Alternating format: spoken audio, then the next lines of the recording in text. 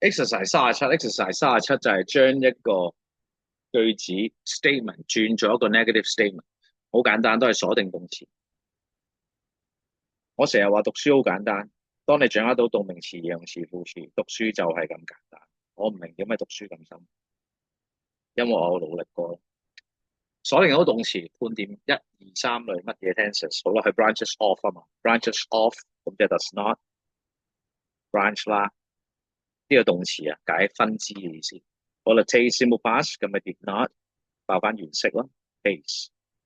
teacher simple present 咁唔使諗啦，does not teach。often coral 咁咪 do not coral。rap simple past 咁咪 did not rap。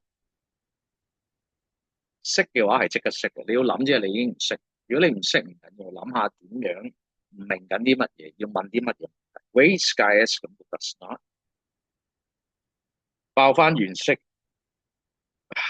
，saw is not see 咯，does not 我冇睇答案，我諗你嚟我面授都知我哋唔中意睇答案。Trust do not trust，我講嘅就係答案，呢度唔做啦。好啦，follow 咁 did not follow，講嚟講去動詞，邊緣動詞讀晒俾我聽，做交俾你，係咁先，拜拜。